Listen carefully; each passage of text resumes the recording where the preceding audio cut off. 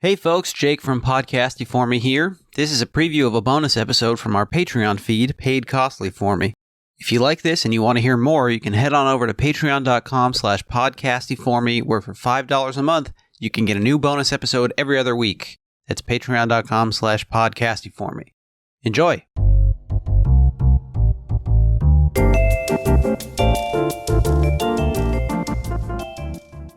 So, look, where do we place this? I know we haven't seen any of the scary stuff yet, but right now this is like the first hints of Jessica Walter, Evelyn Draper, as her character is called, being maybe not the stable person that she originally presented herself as. Yeah, and boundary crossing and norm violating.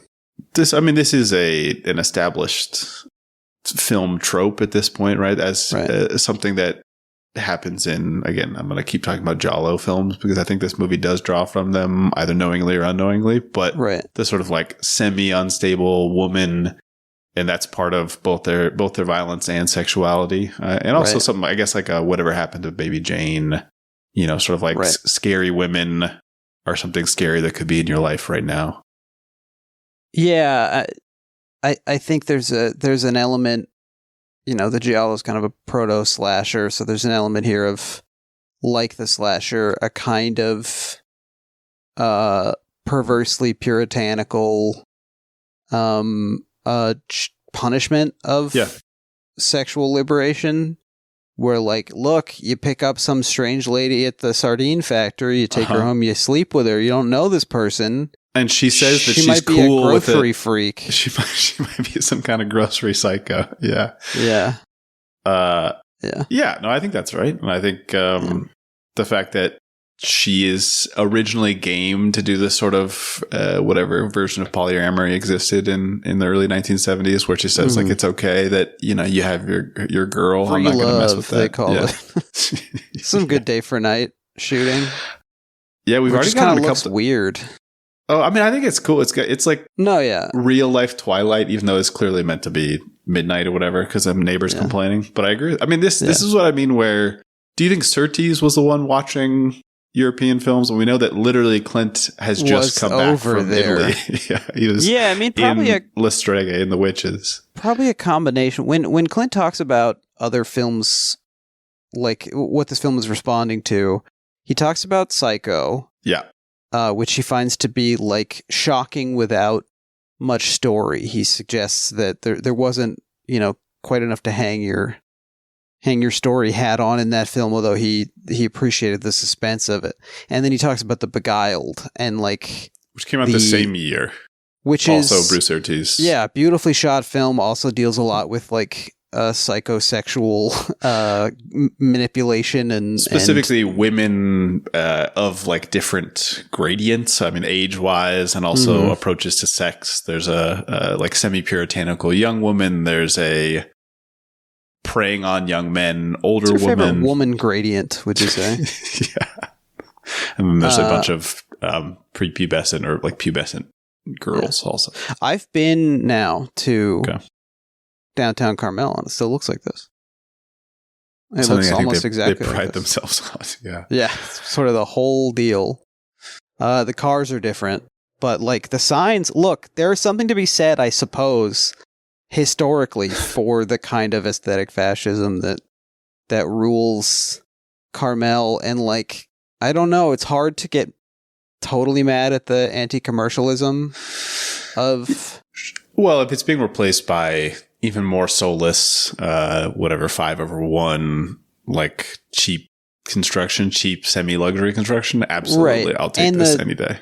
The thing where they're like, you can't put up a big sign that says Sunoco or Hudson News or whatever. Everything has to be like the same small sign shape.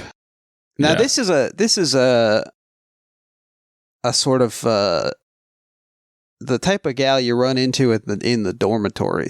I feel like this is a real college styling, at least as far as you saw somebody making themselves look like this in our daying age. Yeah, and making, I would say, like pretty interesting metallurgical art that get more engaged with because you're interested in the person? Forgot she was doing like, if she just leaves the blowtorch on, is that okay? I think that's pretty common. Yeah. That's something that's going to come up in the Pinecone newspaper. Whoa. Uh-oh. So much for Sausalito. So now this is one of those guys that you think can only be a wardrobe designer. Is that true? Yeah, and he said something French. I mean...